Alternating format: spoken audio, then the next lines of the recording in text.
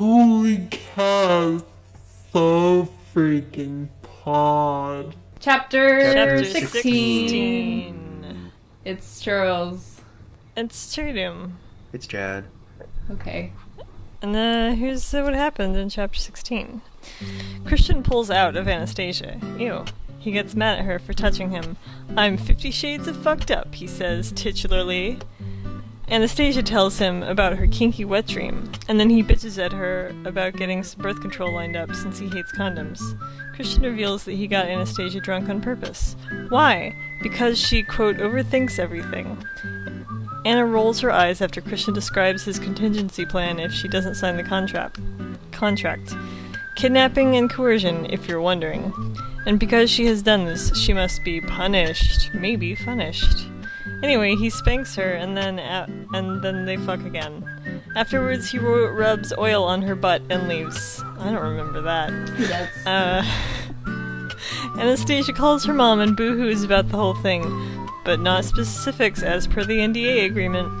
Her mom tells her to come visit in Georgia. Kate suddenly comes home, and then they blab about Christian. Anna trades more stupid emails with Christian, then cries more. Christian comes back. Kate yells at him lots. He correctly notes that Anastasia hasn't been honest with him. Then he stays the night. Here's the summary of the sex. Christian tips Anna across his lap and pins her with an arm over her back so she can't move. He instructs her to put her hands on either side of her head and briefly explains why she needs to be punished. He sort of touches up on her butt before spanking her and repeats the process many times, 18 times actually. Then he fingers her and says, "See how much your body likes this?" because she is lubricated. Then he fucks her from behind and informs her that she is allowed to orgasm. She does, traitorously.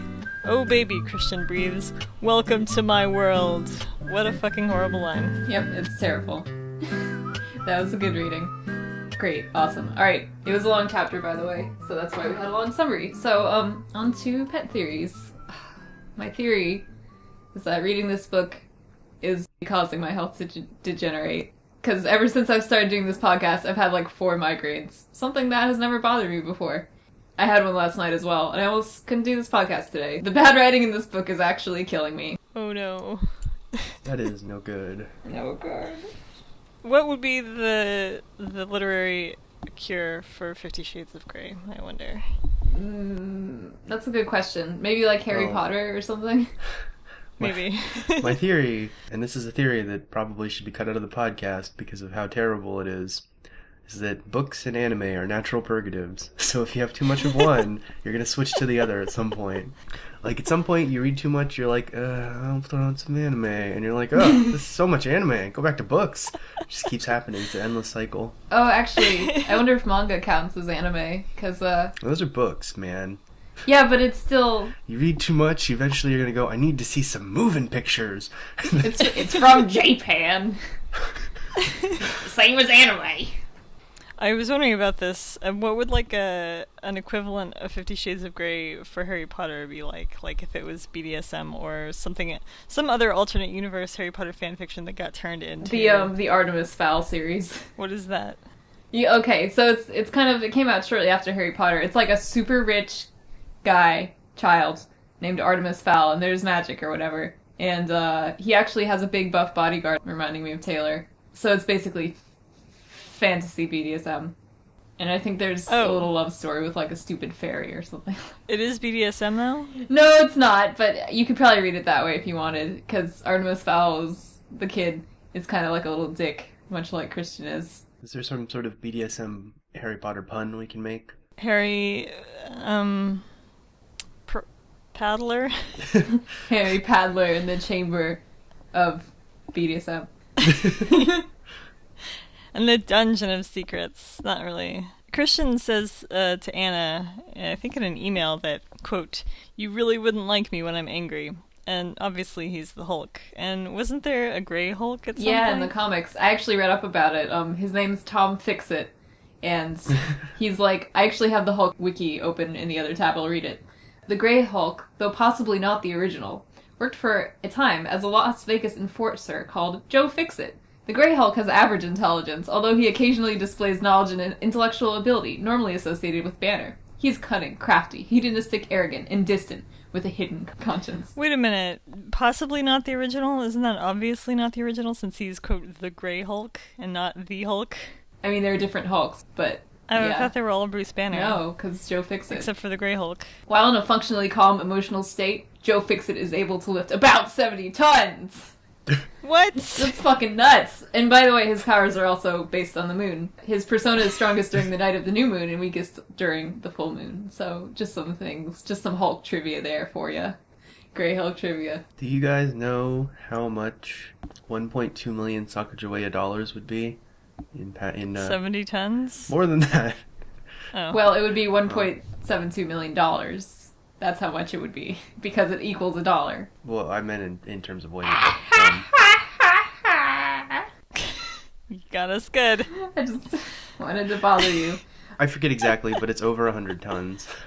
Wow. Wow. It's like 130 tons or something. That's a lot. This came up because of television. Your theory? Apparently Christian is a whole another planet, possibly a living planet. There's a line after Anastasia is talking to her mom on the phone. She said, Anastasia's mom says, "Men are a different species," and she thinks to herself, like, Christian is definitely a different species, a different planet. But maybe that's more of a revelatory thing. She's like, a different planet? Christian is a Cetra, like Eris. He can speak to the planet. Oh no, I don't think that's true. He doesn't seem... Maybe he's Sephiroth?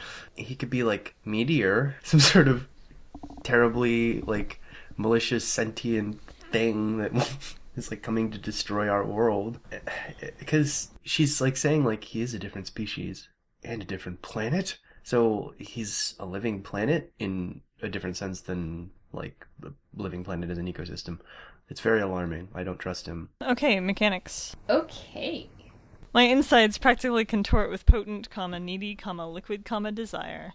I'm not sure about this, but I feel like liquid desire should be one phrase by itself, yeah, and not liquid, like, as another adjective. Liquid desire. That's not how you say it. I mean, it could be. Is it just another adjective? But it seems like it should be. I have issues with this a lot, of grouping adjectives with, like, the most relevant noun, or grouping nouns with the most relevant adjective, or something like that. It sounds like desire is about to be the next adjective when it looks like this: potent, needy, liquid, desire, Yeah. I don't think it's right. It is definitely wrong. All right, thank you, Chad. I thought so, but so there are many craps in this chapter. This crafter. I would say there's probably about 8. I was feeling too tired to copy the whole chapter and put it into a word processor. Maybe more than 8. There's also a lot of baby. I'd say maybe 5, maybe more. I could just be exaggerating. But anyway, say what you want about preferring that pet name or that swear. But to overuse it the way that she's done here is not very creative. And then one more thing, which is that the horrible paragraph breaks return. And it becomes relevant later in my favorite line, so I'll bring it up again then. Americant. Yay. Okay, here's a quote. He, Christian, nods at her, Kate. She turns and pulls the door to, but doesn't close it. Pulls the door to. Yeah, I don't think that's in the American version. Let's see. You can't come in here! So probably this is just her writing as if she's speaking and doing it, and like, because I think what she's saying is like he nods at her, she turns and pulls the door to, but doesn't close it. So she just didn't like. Oh, she pulls the door right. to, but doesn't close it. But there's no comma there. Yeah, it's not good. It's weird. It's awful. It could be pulls the door to, comma, but doesn't, comma, close it. Yeah, that's how it should be broken up. It would still be bad. Yeah. It'd still be awful, but... In the print version it says, she turns and pulls the door closed but doesn't shut it. Oh. There's a lot of O's in this chapter, especially in the conversation with her mom. Like, so many sentences start with, "Oh, honey. Oh, mom. Oh, I don't know, mother. What to do. Oh, boy. Oh, mom, it's a man. Oh, Barb. Oh, darling. Oh, nearly 3 weeks or so. Oh, that's wonderful news. Oh, Anna, I love you too. Oh, Anna. I Oh, can't darling. stand Yes. that section of dialogue. I can't stand like any of the times that she talks to her mom on the phone. It's just all sounds so terrible and like it just sounds completely and fake. Oh yeah, I'm not sure this is actually Americant. Yeah, but we're just it saying. might just be totally just terrible dialogue writing. Yeah. Maybe they say it all the time over there. Maybe they do. There is a line where Anastasia's subconscious is chastising her and uses the phrase up and down like whore's drawers, which is not really that funny. I guess it's not really supposed to be, since her subconscious is making fun of her in a terrible way. But it's such a weird way to say it. Yeah. Yeah, it sounds very much like some sort of literary saying, maybe. Or, Victorian something or other. Like a mean dad came in your room and was like, "What have you been doing with these panties? Up and down like horse drawers," or something. It's so offensive and hilarious. Yeah, well, that's one of my favorite lines. It's a pretty good line, not because it's like a good line, just because it's so... It is a pretty sick burn. It is. Anna refers to Washington State as Washington State, which we do if we're not there and we need to just make a distinction between Washington, D.C. and Washington State. Mm-hmm. But she wouldn't do that, particularly because this is an internal dialogue. She lives in Washington State, and she knows exactly what she's talking about, so there's no reason for her to refer to it that way. She could just say, think to herself, I must be the clumsiest person in Washington, because she knows what she's talking about, and really we should too. Yeah, well, I think it depends. If you live on the coast that has Washington, you're always referring to that Washington unless you say otherwise. Yeah. I think it's the rule. Yeah. It's also a little silly, because we do refer to Washington, D.C. as just Washington, but I still think it's more common for people to just say the D.C. part, because it really doesn't take that much more effort. You say D.C. I think that if you live on the East Coast, you can say Washington, and people know what you mean. Like, I took a trip to Washington, or the capital. I would usually just say D.C. But I remember, since I lived up around there, that might be part of the reason. Yeah, I usually say D.C. too, and I grew up in a D.C. suburb. Here's a quote. "There's hope for you yet," he murmurs. "I have several riding crops." Brown-plated leather?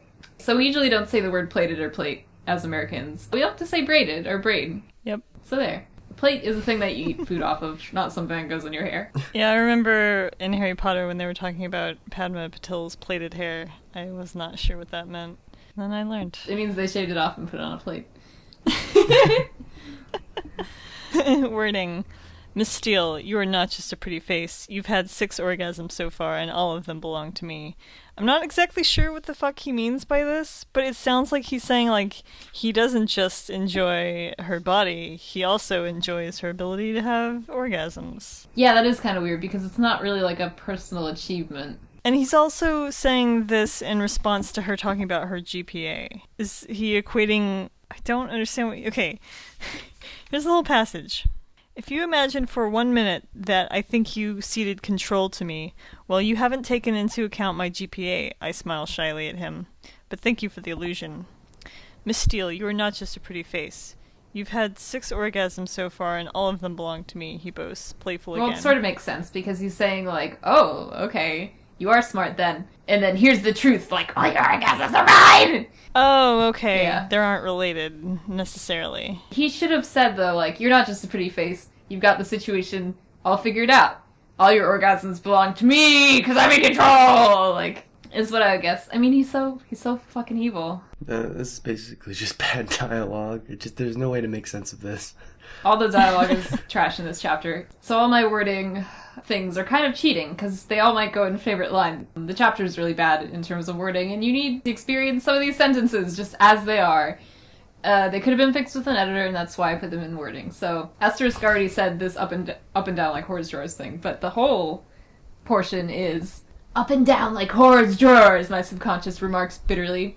In my head, I tell her where to go. Yeah. Obviously to go to hell, but like, I don't think any more needs to be said, so go ahead. Yeah, I actually didn't think that when I read the book. I just sort of assumed it was something more vulgar. But I don't know what it could be. I didn't have an idea. I was just like, oh, it must be somewhere vulgar. Go to heck!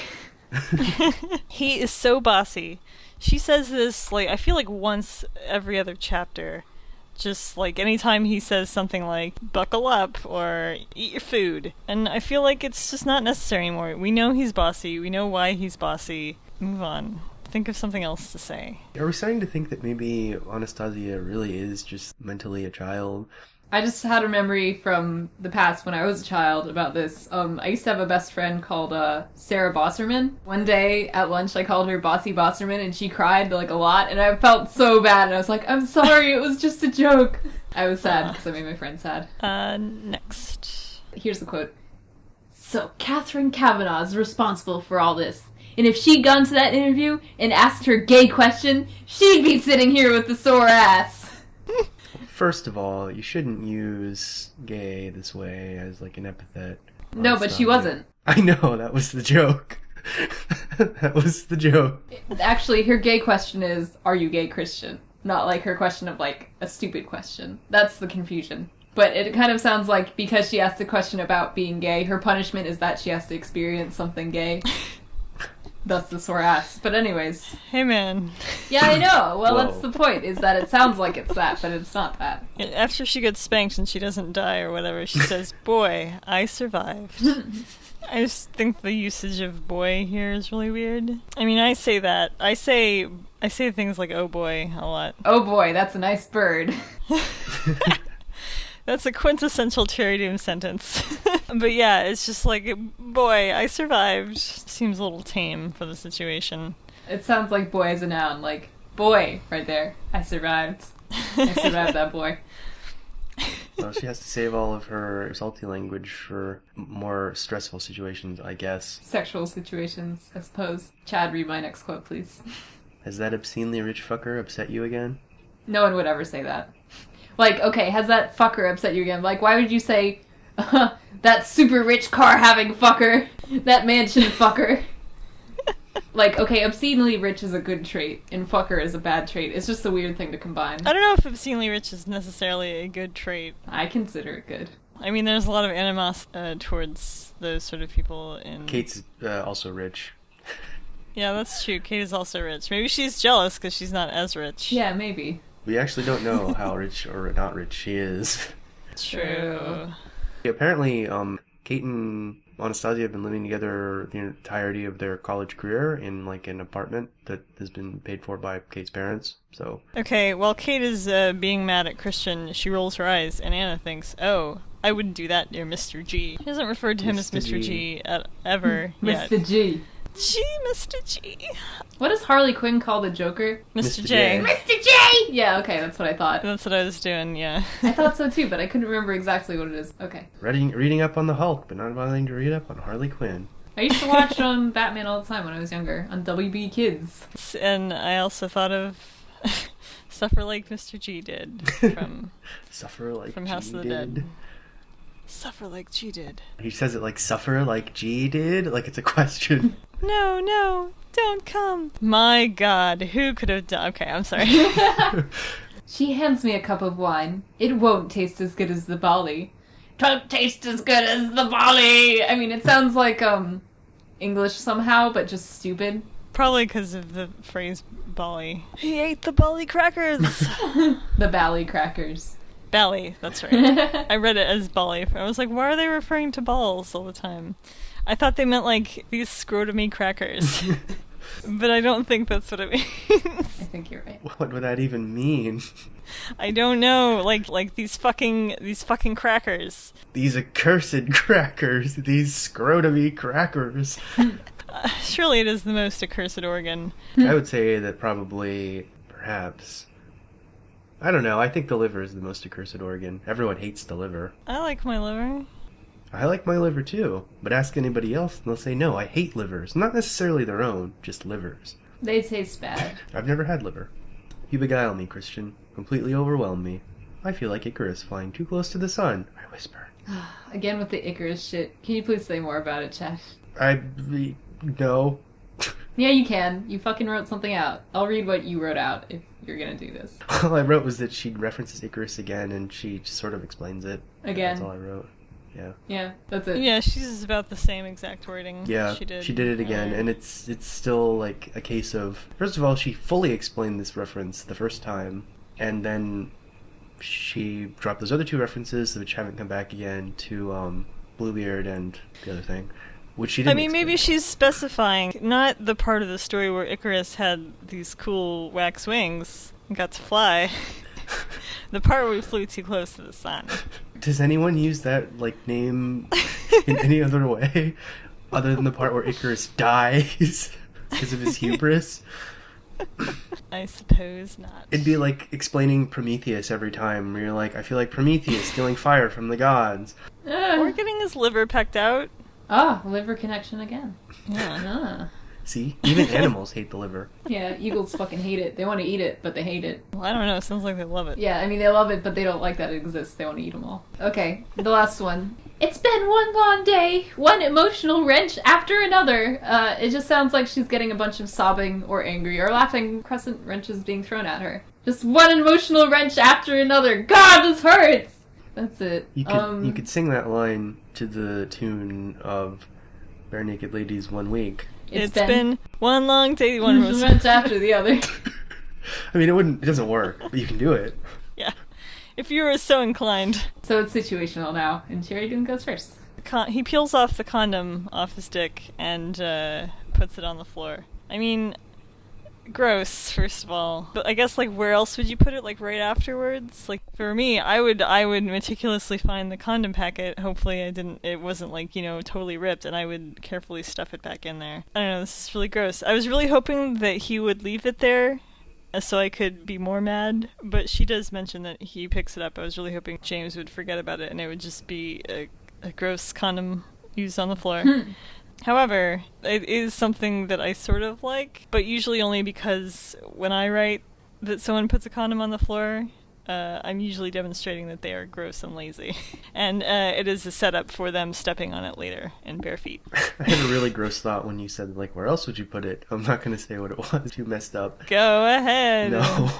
Chad, do it. I mean, I have... Good, Chad!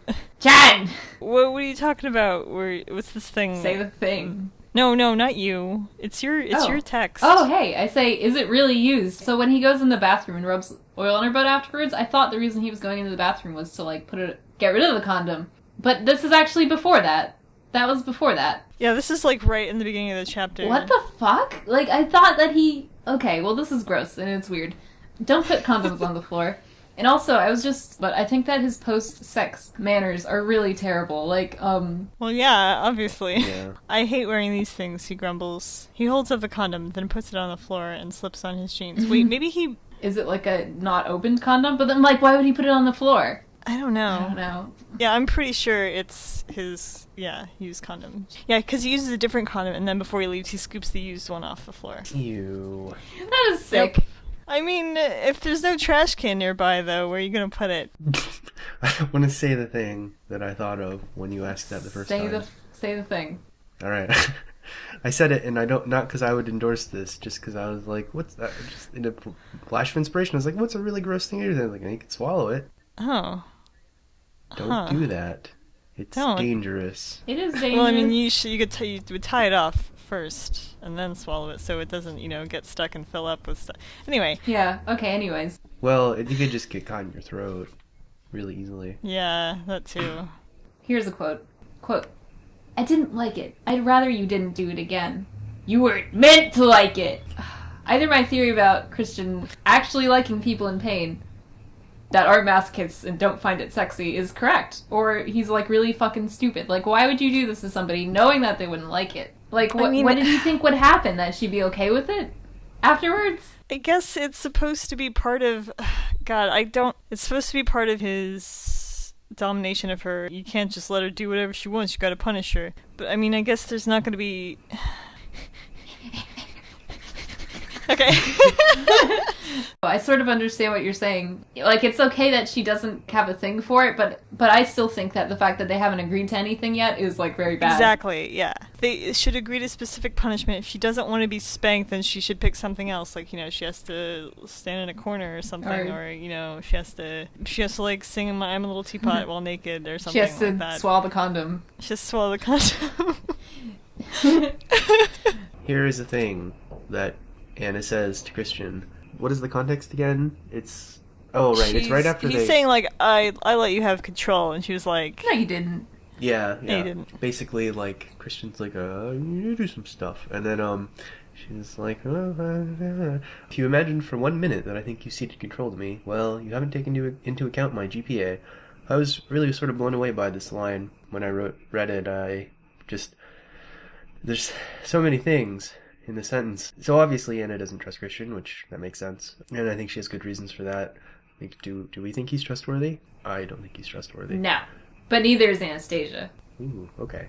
This comment just doesn't make sense. You can have a high GPA and doesn't mean that you have, like, extremely good critical thinking skills necessarily, or, like, high intelligence or anything. You can have you can have a high int score, but you can't have a low wisdom score. Just saying.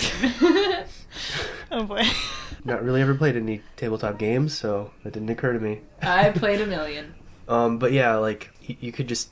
It is possible to maintain a high GPA simply by being very dedicated and very studious. And you don't necessarily have to... That doesn't mean that you could, like, figure out a very tough logical puzzle if prompted out of nowhere. I mean, most people probably couldn't. I just watched an episode of Saved by the Bell about this. Oh, really? In which Jessie, played by future Showgirls star Elizabeth Berkley, is the president of the school and has straight A's, but she gets a 1200 on the SAT, which back then was a... low score. Sort of low score for someone so dedicated. Yeah. I mean, so there's, differences and that sort of thing. Like, even though the SAT isn't, like, a great, measure of intelligence, she was very dedicated. She probably had a high GPA, but did not necessarily indicate her intelligence. Yeah. The big divide there is that the SATs are specifically, like, critical thinking, problem-solving logic tests, which is what a lot of particular standardized tests are. Not counting standardized tests, like, for schools, like No Child Left Behind stuff. Those are different. Because they're more interested in your ability to work through a problem and, like, arrive at an answer than to know facts and stuff, which is what a lot of other testing is in schools. We don't actually have any reason to suspect that might be the case with Anastasia, that her GPA reflects a high intelligence or anything like that. And Kate is valedictorian, and I don't think that Anastasia and Christian have ever talked about her grades, so I don't know how Christian would even know what her GPA is. I'm going to say that he probably has seen her resume through his snooping. But you don't have to put your GPA on your resume. Some places want that, but, like, most places it doesn't matter. I mean, just her saying it is enough for the implication that it's high, Yeah. But she's saying it like he has seen it. Like, you haven't taken into account my GPA, a thing none of us know about. Yeah, but the fact that she says it implies that it's good. In my opinion. I am inclined to agree. No, I agree with you, but I just think it's silly. But anyway, like, that sort of made me wonder if maybe Anastasia was valedictorian in, like, a much different draft of the story that, like, no one's ever seen. Yeah, because that would make sense. I guess it would be too perfect, though. Like, yeah. Oh, she's super smart and hot, and I guess maybe E.L. James had somehow intelligently decided that having somebody be valedictorian would make it too unbelievable for self-insertion. That's sort of what I was thinking, that she went that route way long ago and then was like, no, I don't like that, but then didn't change anything else about the story. There are definitely things in this that seem that way. That, like, she didn't change them when she meant to, or just with this specifically? Well, just that she did. There were probably drafts that went some other way that she never changed because she's lazy. Anna decides to have a doctor see her at Christian's place so that she, quote, is guaranteed to see him on Sunday. I don't understand why, like, it's necessary for her to scheme in order to see him. She can pretty much see him anytime as long as she, like, says, I want to see you, or cries. Well, but she doesn't know that yet, because that happens before this. I suppose, but I mean, he's obviously fucking crazy about her and wants to see her all the time. He's seen her, like, 3 or 4 times in the past week. Yeah. I don't know, she's, like, feels like she's gotta set things up so that she gets to see him. He spanks her 18 times. Why 18 times? Has Anna rolled her eyes 18 times? Is there any significance to this number? It could just be a coincidence, but I think that Doms tend to do it in 10s, and Christian probably wanted more than 10 and less than 20, so that's what I think. Okay. So Anna has just had, like, 5 teacups full of champagne. Not full, maybe, but of At least champagne. half full, but that's still a lot. Yeah, and then she gets fucked twice, and then Anna and Kate split a bottle of wine. It's just, I'm getting really worried about their livers and their level of hydration. As a person who is obsessed with getting enough water to drink, I'm really worried. Yes, I too am worried. And, like, I have a question, too. I don't think it was that they split a bottle of wine, but that she has a cup of wine. Isn't that right? Maybe, no, it seems like she's, like, the red wine really, like, pushes her to act, to, like, email him and be snarky at him, so she can't have just had one. But it says just a cup. But I agree with you that it was probably more than that. And by the way, after 5 teacups of champagne and at least a glass of wine, do you think it's wise to take Advil? I mean, like... No. So first of all, regardless of what she does, her ass is going to hurt like crazy and she's going to have a bad hangover tomorrow. Christian also apparently wants to give her liver toxicity. Like, okay, this is her 3rd time drinking ever, like I said. But I don't know much about Advil and alcohol together. Wait, I think that might be okay, actually. Oh, really? I was going to say, is it one of those things you can take with alcohol stuff? Like, is it processed by a different organ than the liver? No, it's all processed by the liver. Oh, it looks like it can be rough on the stomach. I mean, I don't know. I don't remember what the interaction is with Advil, but you should never take any painkillers with alcohol just because of how it potentiates, like... Right, I've heard that. Yeah, you're not supposed to drink while taking ibuprofen, which is Advil. But especially not with, like, Tylenol, which is acetaminophen. Yeah, it's most dangerous of all. Like, I can't take this shit. So first she's bad about BDSM, and then, like, can you imagine if some idiot person took her advice from this book? Like, oh, I drink a lot. Well, 50 Shades of Grey said that you could take Advil, so I will. Like, come on. Then again, I feel like this thing probably happens all the time. Yeah, maybe. Which is terrible, and this is us advising you against that. If you listen to anything we say, listen to this one thing. Yeah, do that. Yeah. Alright, go Chad. But also don't take literature as Yeah. advice for how to live your But life. I bet people Yes. do that, so that's why we have to say this. I throw my arm over my eyes. I throw my arm over my eyes again. Well, this is Anastasia after she reveals that she had a sexy dream about Christian, and she's apparently terrified or something. Like, she's at least... She's having some sort of involuntary action because she thinks maybe Christian will hit her. Do you guys cover your eyes like children? No, but this is I feel like this is a very common thing for a submissive character to do when they are embarrassed, especially in yaoi manga. I feel like that's a popular pose. When I'm embarrassed, I blush and I turn away. Not the same thing. No, it's not. But I have really bad... I'm embarrassed to say this. I have a really bad problem with eye contact, just generally.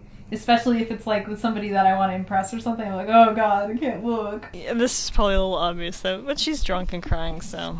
Yeah. That's true. And I've said this before. God, there's just stuff that happens over and over and over again. I'm sick of Anna constantly insisting that Christian doesn't like her and being surprised every single time he expresses interest. There's no permanence. She's like a child when playing peekaboo. If she hasn't heard it in the last 10 minutes, then it hasn't happened. He says, "Oh, Anastasia, you've bewitched me. Isn't it obvious?" And she thinks, "Not to me," even though he said very similar things many, many, many times. To build on this, I'm not going to source the quote because I'm tired and I want to barf. But he also does this, all this adulation in the first email he gives her. Like, you are so brave and beautiful and unexpected. Like, shut up, she's none of those things. Give me a fucking break. The woman is childish. The woman is a shit. We talked about this earlier, but Anna and her mom talk on the phone again. She's getting consolation from her mother, and her mom's dialogue is terrible. It just sounds completely fake and things no one would ever say. Yeah, it's true. However, she does say a thing that is factually correct and wise, and here we go. Anna, darling, that's no time at all. 3 weeks. How can you possibly know someone in that kind of time frame? Just take it easy with him, and keep him at arm's length until you decide whether he's worthy of you. Like, I think that's a pretty correct thing to say. It's a little wishy-washy, but, like, come on, she should have done that. Yep. That's true if this is like a different sort of circumstance, but I think her mom can maybe assume that she's met somebody at school, where 3 weeks she could probably have like tons of time around this person, but 3 weeks still isn't that much time. It sort of depends. Like, if it's like once a week sort of thing, then yeah, that's like nothing, but like... I don't know, if it's just like... constant exposure, it's a little different. 3 weeks is probably kind of fast to start having sex, maybe... Maybe. I think that's true. People can do yeah, whatever of course they people want. can do Yeah. whatever they want, but I'm just thinking to myself, like, especially for like a relationship that's so dramatic and BDSM, and you're not a sub. Yeah. Like, come on, that's a little bit much. I think that Anastasia should have been a little bit more restrained, but that's just me. Let's see. Lots of stuff when Anna is crying and Christian comes to stay with her is really... Oh yeah, this part just made me really sad. She says, I want him to stay because he wants to stay with me, not because I'm a blubbering mess. I don't want him to beat me. Is that so unreasonable? Like, just that part that she says she doesn't fucking want him to beat her. Yeah, it's really upsetting. It's really sad, and I wish she could express that to him more clearly and forcefully. She does, not forcefully enough, but clearly enough. She says, like, I didn't like it when you beat me. Also, a little bit of a comic yeah. because it's... Because that's all one sentence. So, this is something Anastasia says about Kate, where Kate is trying to talk her through dealing with Christian, and she's sort of blowing off Kate as not understanding the whole thing in her mind. She's like, the world of Catherine Kavanaugh is very clear, very black and white, not the intangible, mysterious, vague hues of gray that color my world. Welcome to my world. I'm not sure, like, why that last part is italicized. Is that what the subconscious is saying? Because that's... I think it's just like a flashback to him saying, because like she thinks of, right. quote, the world, of her world, and then she thinks world, and then she relates that to Christian saying, welcome to my world. I see. But that wasn't made very clear, was it? No. It's also, like, this is really, like, egocentric of her to assume that Kate has this sort of simple worldview, that everything makes sense to Kate, like everything's one way or another, and there's no in-betweens for her, like she doesn't have a complicated life, or maybe there's nothing complex or, you know, frustrating for Kate ever. So suddenly Anastasia's discovered sex and men and BDSM, and everything is all crazy, and like, oh no, how can anyone ever understand her? No one could. Oh my god, everyone could if she didn't fucking sign the NDA. Yeah, maybe she'd know, like, what she could talk about if she'd read it, or, it's just... I feel like she could still break the NDA with Kate, because I don't think Kate would ever let Christian know that she knew. No, I think that she would. I think it would be a mistake to break the NDA with Kate. I think it would be wise to break it to her mother, though, because her mother's out of state, and her mother also will probably keep her secrets. Like, who's her mom gonna fucking tell? I don't know, she could tell everybody. What if she tells, like, Bob? It doesn't matter. What the fuck is Bob gonna do? Bob is probably just like, oh, okay. Like, Anastasia doesn't even talk to him! But maybe he's concerned, like, maybe he wants to be, like, a good stepfather, and he's... Maybe he wants to be Ray. Maybe the shadow of Ray. Yeah, he'll, like, fly up to Seattle and be like, what are you doing to my stepdaughter? I'm just gonna go ahead and spoil it that, Bob is not a very involved individual, so don't worry. I kind of got that impression. It seems like he won't ever do anything, because basically he was injured, Anna didn't talk to him. Bob's just a damsel in distress. That's all he does. Okay, next point, please. Anastasia is watching Christian take things out of his pockets, and she's, like, talking about, I didn't realize men kept so many things in their pockets. And he takes out, like, 4 things. He takes out, he takes out his BlackBerry, car keys, his wallet, and, like, one other thing.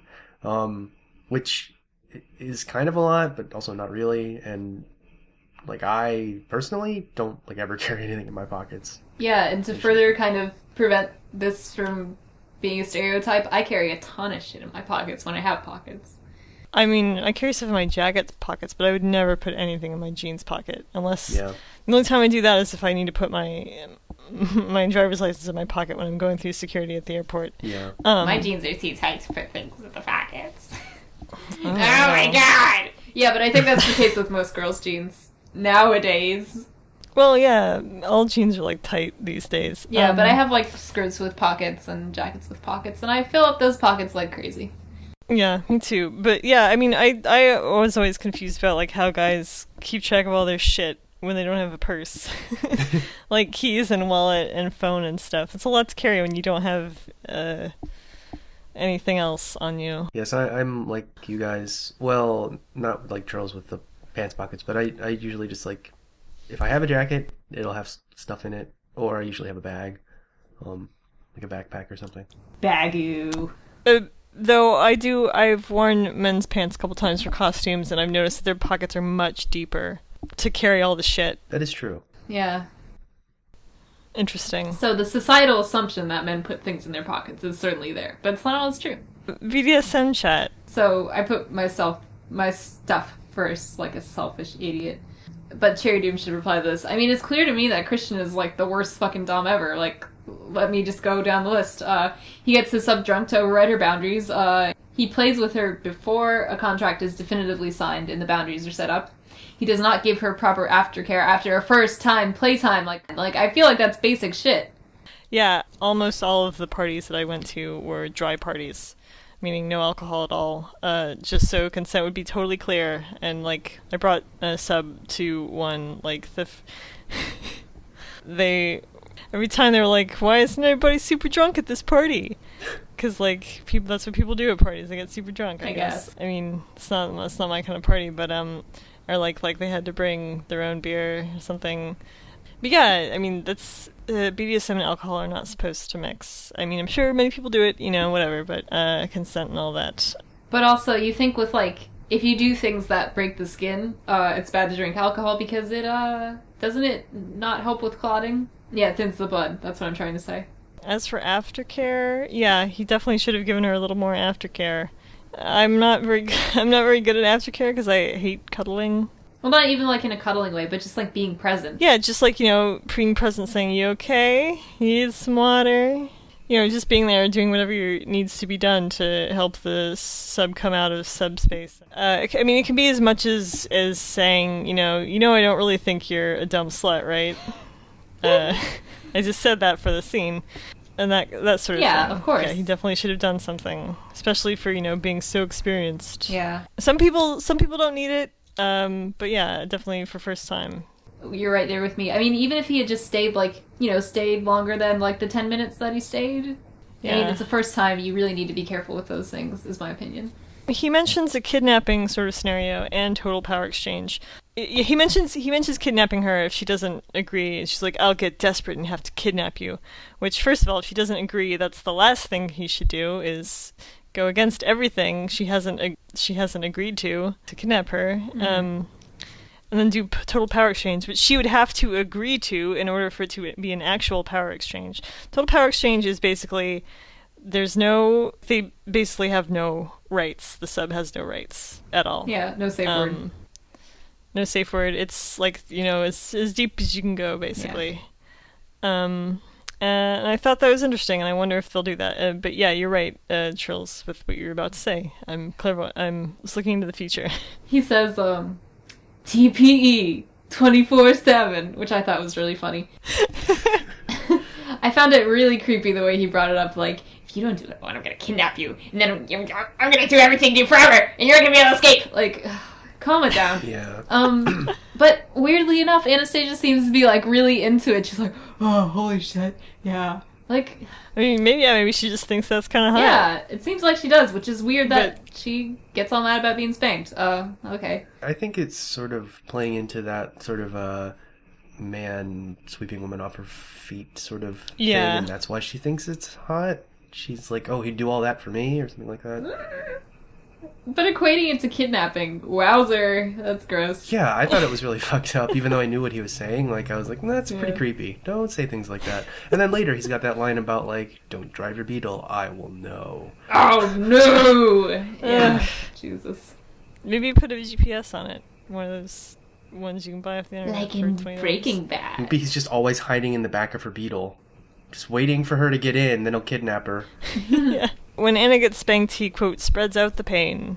And this is basically, so when you do spanking, you basically want to do like a warm-up, where you do it lightly. Yeah.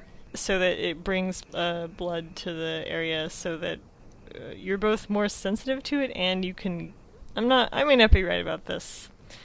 It's basically so you can go longer. Yeah, well, I think that you can sustain more quote-unquote damage if you have more blood flow to the area. Yeah, exactly. And also, they talk about, just switching things up so you're not hitting the same place all the time, and it gets boring. And that's all I have to say about that. Okay, so then with that, it's time for Kate Chat. More setup for a sibling threesome with Ethan coming to live with them, because Kate mentions that Ethan might come to live with them, which would be a little weird. Maybe, I don't know. It's an interesting setup, brother and sister living together and then a third person. But I'm sure it's just fodder for a petty jealousy episode with Christian. Also, when Kate is mad at Christian, she's described as radiating thermonuclear hostility. I'm wondering if Kate has some sort of powers. Kate is the bomb. Anastasia doesn't want to talk about stuff, and she says this to herself. I can't talk this through too much with Kate without revealing too much, but one question on her day and Kate is off, and so Anna once again successfully distracts Kate by just asking a single question about her day. I wonder if she's learning from Christian on how to be manipulative.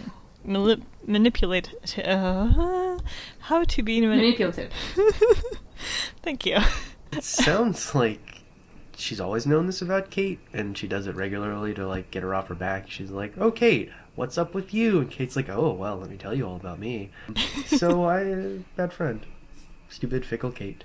I feel like she's a better friend in this chapter because she has to be asked before blabbing about it, which is true of every chapter I'm aware, but... And she does try to stand up for... Yeah, that too. That is what I liked a lot too, that she yells at Christian, but she's still not, like, really intervening. Like, she kinda does it here, but then she still lets Christian just go into Anna's room unsupervised after... Maybe she can't physically stand up against Christian, first of all. And also, maybe she respects Anastasia's need for privacy and to handle her own issues and not handle them for her. What a surprise, because she handled everything else, but, what was I gonna say? The point you brought up, Chad, that it seems like Anastasia's learned how to do this to Kate and make her get off the subject. Cherrydoom. Oh, sorry, Cherrydoom. That Cherrydoom said that Kate can do that is perhaps more evidence that it is a good friendship, because then you don't have somebody who's, like, way in your business, so you don't want them to be.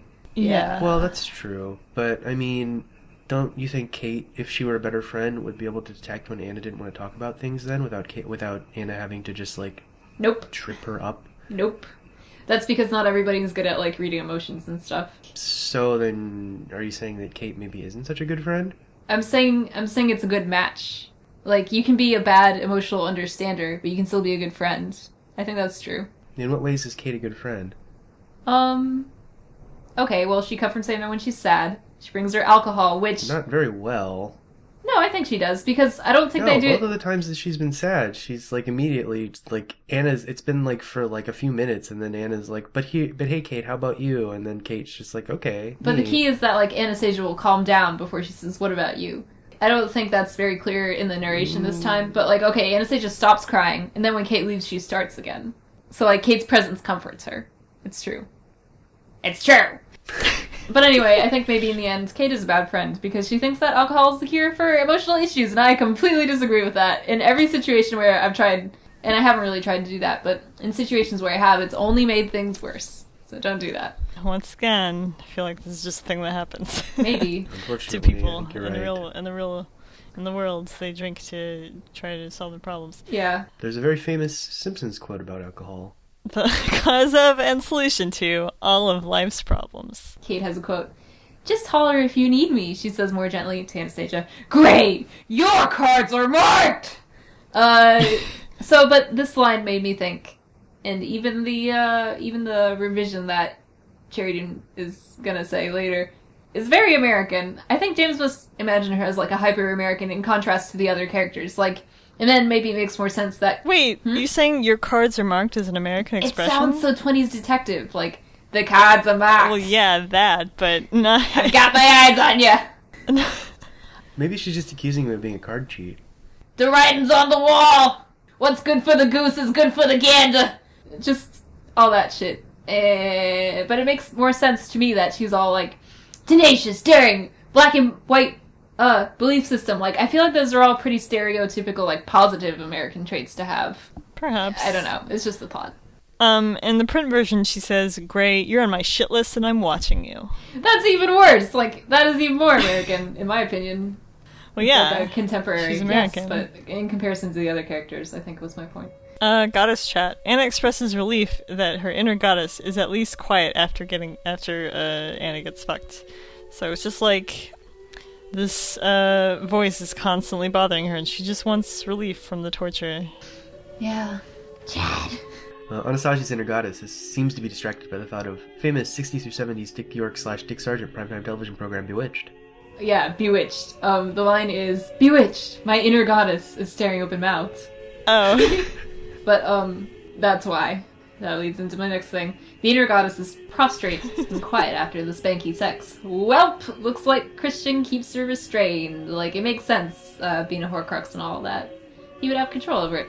So, and yeah, she's bewitched. She's staring open mouth. I think that it's safe to say the inner goddess is definitely not in control today. But lower level. The subconscious also keeps saying rude shit herself, implying that she is more in power and not being suppressed by the goddess. So what's the level? Well, I think it should be Joe Fixit Hulk Grey. Because the Hulk, the Grey Hulk seems to be the more controlled of the Hulks, and the less, like, crazy, just blind aggression. So it makes sense as a low-level threat name, in my opinion. Favorite line? Mine is, because it can't be anything else, because I'm 50 Shades of Fucked Up, Anastasia. The original title. No. Wasn't it? The original title of the ebook. Yeah. Oh, I should check on it was Masters of the Universe, Master 50 Shades of Fucked Up, wasn't it? Oh, maybe. Subtitle, 50 Shades of Fucked Up. I didn't know that. But still. That's why it was rewritten to 50 Shades of Grey. Fun fact, Master of the Universe and 50 Shades of Grey rate 89% similarity on Turnitin.com. Okay. But they are definitely independent works. Definitely. My question was, is 50 Shades of Fucked Up like a thing that people say, or did E.L. James make that up? I have never heard such a thing. I think she just made that up. I think you're right. Like, it just, the way he's saying it sounds like it's a thing, but it's not a thing. I wonder if she had that subtitle at the very beginning, or if it just got, like, subtitled that when she got to this chapter. Like, when she was posting it originally, chapter by chapter. I think that's probably likely. I'll do it. I'll write a thing about a person who's 50 Shades of Fucked Up. And then I'll wait for the title drop. 16 chapters. And also, I liked Up and Down Like Horse Drawers, just because it's such a sweet burn. It's sweet, sweet burn. My favorite line was, "Has that obscenely rich fucker upset you again?" I just like the swearing. Has that obscenely rich fucker upset you again? Yeah, it's good. My best line, my favorite line, is actually two lines taken together. Christian says, "I'm sure it did. What were you dreaming about?" Crap. So to make it clear, her inner monologue goes, crap! Like, I have to tell him what I'm dreaming about, is the implication. But there's a paragraph break right after, what were you dreaming about? I mean, a line break. And then, crap! So it makes it sound like the paragraph break in combination with what she says right afterwards helps cement the idea that she just dreamed about poop. Poop made you come. You're gross.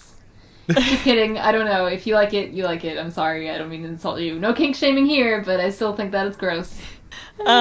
So what was good? In one of the emails, so Christian is saying that he's going to have Taylor dispose of the beetle.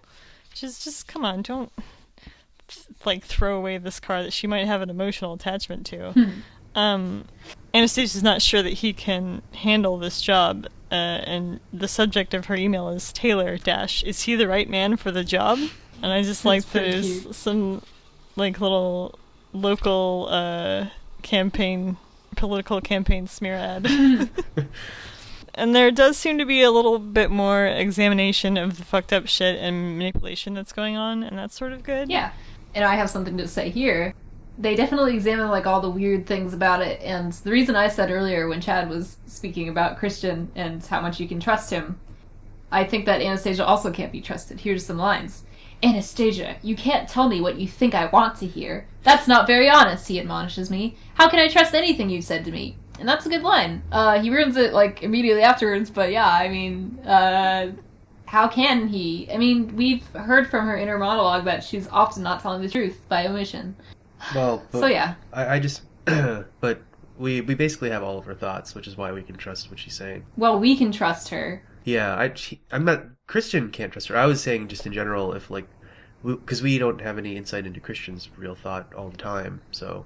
I think that, yeah, Anastasia's a reliable narrator, as far as Anastasia goes. But, like, yeah. But no, yeah, she definitely just says, she often lies. She often lies by omission. She does it to Kate, she does it to Christian. She is a piece of shit. Sorry, maybe that's a little bit too harsh, but I really don't think it's good. What was good? I like the spanking! Yeah. I don't really like how Anastasia was scared. At least that they played it straight that she was scared. Not with the subtext that it was like a part of the scene, like, ooh, scary. But, it doesn't eliminate my earlier observation that the writing is bad. I hate this book. I hate myself. I hate that I like this, but I liked it. Don't worry, it's alright. I hate it. I mean, just like the idea or how it was written or what? Not how it was written. More the idea of it, and also, I guess, just, like, how it happens. But, like, it feels bad. Like, you don't want the book to touch you in any way, and then it does. Ew! I really didn't like that, but I liked, kind of liked it. Alright, Chad, did you have anything? I didn't. Okay. I'm sorry. Safe word. Once again, maybe I'm just a giant square, but Christian's rationale for getting Anna drunk creeps me out. He says that she overthinks things, and I thought maybe she should overthink this. This is a big deal. Yeah. Like, she's gonna be committing herself to a very intense relationship. I think she can overthink things as much as she wants to. And he also cites in vino veritas, which I guess is sort of true, but I don't know. It's not really. I mean, like... No. In some ways it is, and in many ways it is not. What I would say is it's true, but with reference to consent. It's not true to, like, the nature of the person. Like, if somebody's reserved and they want to stay that way, that's them. But if you put drink into them... Yeah, exactly. It was bad. Okay. It was so horrible. Yeah, I no. I don't like this either. He does this in contrast to what I think you would do otherwise, which would be like to earn her trust or to make her feel comfortable and safe in sharing information or anything or a situation. Yep. He just lowers her inhibitions and then messes with her faculties and judgment, and that's not good. Like, it's terrible. Horrible. Here's a quote. I didn't like it, Anastasia says about the spanking. I'd rather you didn't do it again. That kind of sounds English, by the way. I'd rather you didn't do it again. And then Christian replies, you weren't meant to like it! Which I think did I say this earlier? I did. But I didn't say why it was my safe word. Like, this whole conversation, like, she didn't sign the contract. Yeah. She said she didn't like it. She says she doesn't want to do it again. Why would you say you weren't meant to like it? Like, okay, it's nice that he told the truth, I guess. But once again, like, what? Does he enjoy causing pain to people who don't like experiencing pain? That's fucked up. Also, like, during the course of the spanking, and let me make this clear, again, you know, because I said that I liked it, it's okay if it's a fantasy, and you know it's a fantasy, and you're reading it for that purpose, but he says, like, look, your body's responding. Yep. Like, that's not good enough. That is not good enough for him to say, like, I think you liked it. Not that he says it, but, like... I mean, that's basically what he's saying there. I don't know. Like, that's really... It's kind of like taking somebody's, like, self away from them. I don't like that. I mean, what he's doing here is, like... And like, this is outside of the actual incident where it could conceivably be, like, part of the role-playing or the fantasy. He basically, like, he's extremely willful in, like, a very self-centered way. Like, he does not care about other people's, like, wants or needs. He just does what he wants, and then he justifies it. Like, he rationalizes it to the person in order to make it seem like that's what they wanted too. Yeah, that's what I was saying about him saying, like, oh, we don't have to do suspension, it takes too long anyway. Yeah. Like, just saying, well, I don't really want to do it, so it doesn't matter that you don't want to do it. Yeah. Also, the thing about, like, saying, look how your body is responding, that's almost a little bit, like, kind of, it's a little rapey. I was gonna say kind of like gaslighting, maybe, like, making them doubt themselves and, like, their own reactions and stuff. It's really horrible. Yeah. Yeah. See, like, the thing is, like, ew, what am I about to say? Once again, in the context of a fantasy, it's fine to say these things. Right. If you've said these things and you're playing a scene, it's great. But if you do this, and the way that it was presented to me is they're doing this not having discussed anything. It's not really a scene. Like, he's doing it to her. And, like, the aftermath of this just says to me, like, this is wrong. This is not right. So, yeah. Christian, Anastasia is questioning again, like, Christian's, like, BDSM inclinations, and he responds, like, it's the way I'm made, Anastasia. I need to control you.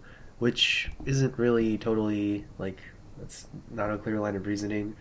And it, like, so shows a great lack of like introspection. And then Christian admits later that he has like not really thought about this. He's like, I'm not explaining myself very well. I've never had to before. I've not really thought about this in any great depth. Also, he says, I've always been with like-minded people. The last thing really doesn't make any sense. Like, I don't think he means like-minded. I think he means people that liked what he did to them. I mean, I understand that's what he means, but I mean, like, it just speaks to like he's what we were just talking about, where he doesn't really care about other people's needs. Like, he's just assuming that everyone that he's been with has like automatically liked what he liked, or maybe they've agreed to it explicitly in writing, or he's convinced them to. I'm just thinking, like, in the BDSM community, if you have somebody who does things like this, I feel like they would be run out, like, immediately, like, because you get a reputation for being a bad partner, you know? Yep. And, like, the cornerstone of BDSM is, like, trust and boundaries. Always. Like, if you're not doing it like that, you're doing it wrong. Like, it's terrible. I just, like, he's so not doing it right, and, like, people need to know. I mean, people reading this book, it's like, oh, well, like, yeah, this crazy guy, that's normal BDSM. It's not. It's totally not. And, like, you can back me up on this if you want, Cherrydoom. I don't know how you feel, but that's how I feel.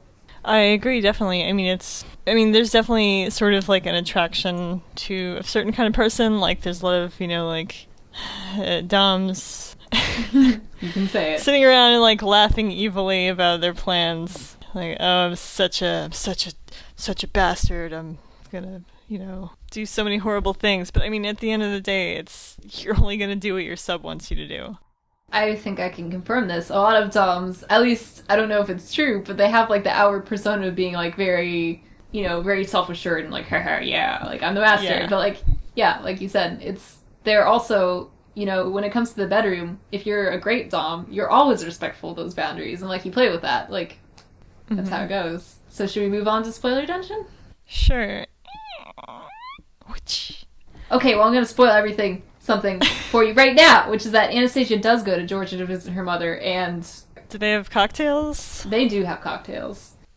That's so strange to me. I think I don't know. they have, like, cosmopolitans. So for some reason, like, drinking with your parents seems so strange to me. Maybe this is just my own issues. The way it is with my dad. My Irish Catholic dad. Drinking has always been a thing. I would say functionally. Like, it was never a terrible influence in our life, but always at family parties and stuff, it's like aunts and uncles hanging out. Let's all have a wine and a beer together. Like, it's like a bonding thing. But anyways, Christian doesn't like that. Anastasia goes to Georgia, by the way. God. Yeah, I know. Okay. Fucking deal with it, dude. I know. More spoilers. I won't spoil those. It's got a goddamn life. But just so you know, it happens. I can't think of... no. Does he ever actually examine this about himself? Examine what exactly? You mean, like, being a bad play partner, basically? Or like, what him saying about, like, I've never looked into this that deeply. I'm not really sure. I think it's arguable that he does undergo some character development by the end of the book, for sure, but, like, a lot of stuff happens to force it backwards. Otherwise, it wouldn't really be much of a book, would it? He would work out his issues, and then they'd have a great sex life. Already not much of a book. Not much of a plot, but it's already not much of that either. I guess that's it. Okay, I suppose that's it. I apologize if I sounded weird at any point to the editor and to the listeners, because I'm still sick. Great time! All right. Bye! See you laters, baby! Laters, baby! See ya.